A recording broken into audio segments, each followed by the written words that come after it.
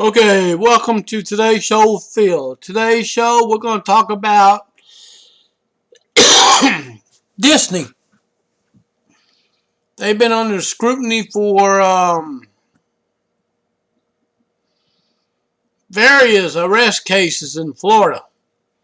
So we're going to go ahead and talk about the millionaire heiress Abigail Disney trashes America in a new documentary.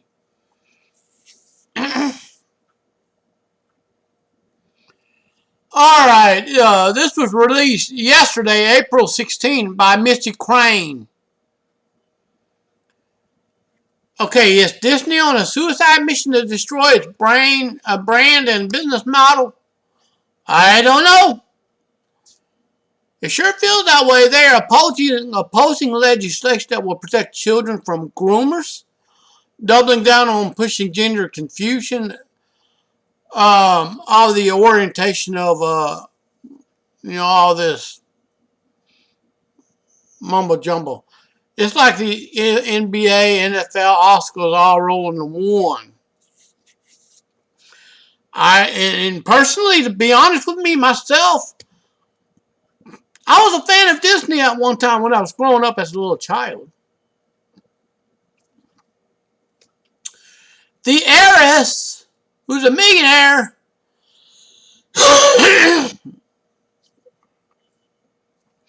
is trashing the United States, the America that she's in.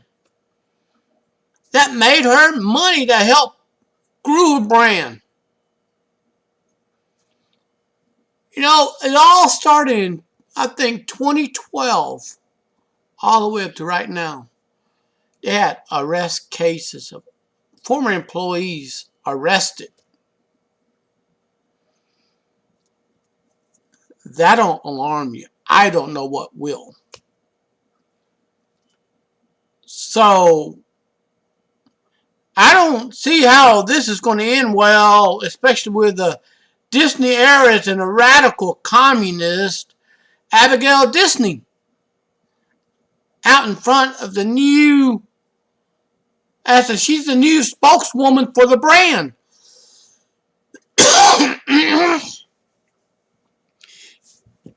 Let me tell you something. It's getting worse step by the day. Okay, Abigail is a multimillionaire. Thanks to America and her family's company is now trashing the U.S. in a new documentary calling America a nightmare for the most. She's calling the consumers who go to outlets to buy the products a nightmare. Consumers have power by their wallets. Wow. Okay, Abigail in Disney inherited a fortune from her famous family, which was built an empire on selling the public an idealized version of Main Street USA. Now, the left-wing heiress is trashing the same ideal in the new documentary, which she calls the American Dream a nightmare for most people.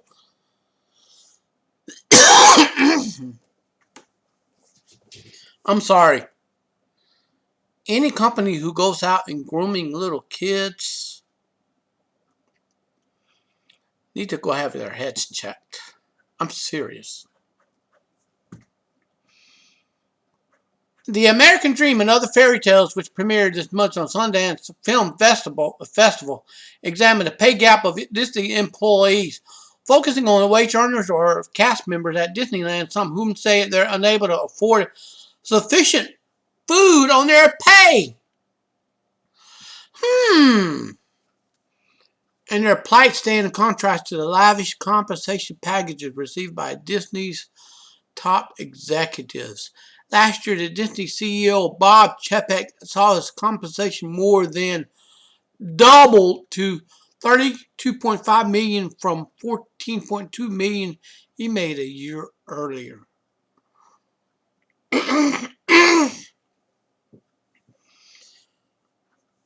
Oh my goodness.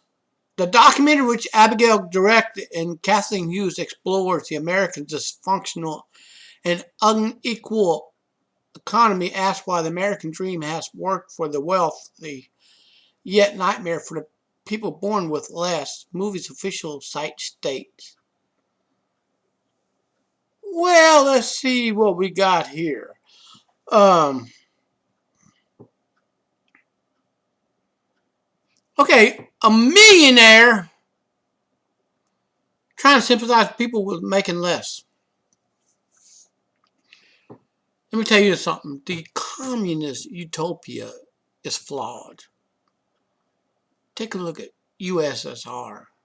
It collapsed in 1991. Take a look at China, the Red China, CCP. They lived under a tight state regime. And they had to do something. They were fixing to go broke. They were going to go broke. And they had to introduce the United States form of capitalism to give their economy a nice little boost. Now, people in China are earning more money, cost of everything going up. Think about it. And they're communists. We're going to play this. Let's play this YouTube. By show of hands, how many of you have someone you know that works at Disney that's on food stamps? Wow. How many of you know somebody who works at Disney who slept in their car in the last couple of years? How many of you know somebody who have gone without medical care because they can't afford it? This is communist. How many of you all have children? I am somebody who doesn't have kids. I don't have the finances to take care of a child in the way that I would like to. It's affected my ability to family plan and to look towards my future as far as my personal life. And it's not, this is not where I thought I'd be at 33. Communism in the works.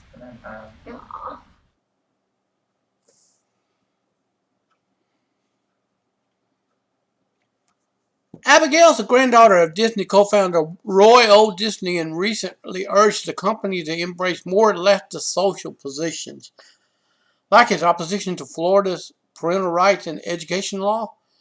We need more corporations to step up on the principle regardless of what results in the backlash might look like. She wrote in the co-op in the Washington Post. She is blaming conservatives for unfairly attacking her family's company. And apparently she hasn't heard the phrase, get woke and go broke yet. And she'll learn the lesson the hard way.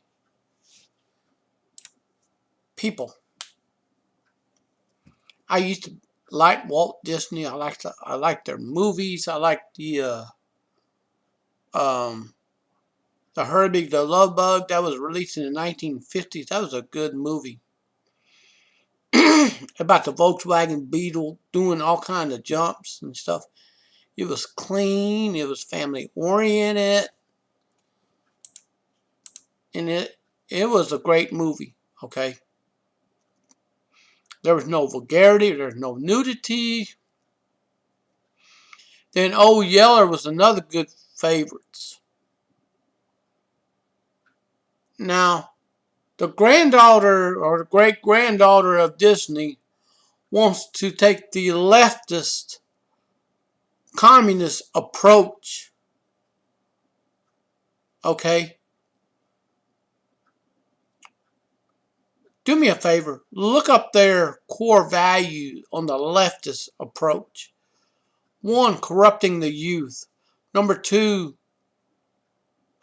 destroying the tribal family unit. Disney is supposed to be for about family time. They want to destroy the family unit. Just do me a favor. Go and Google the Communist Manifesto by Karl Marx. Google the communist method of taking over a nation.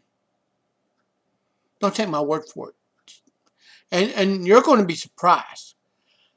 And take note, communism looks promising, but once you run out of other people's money, pain, destitution, misery, and plus more negative stuff will set in.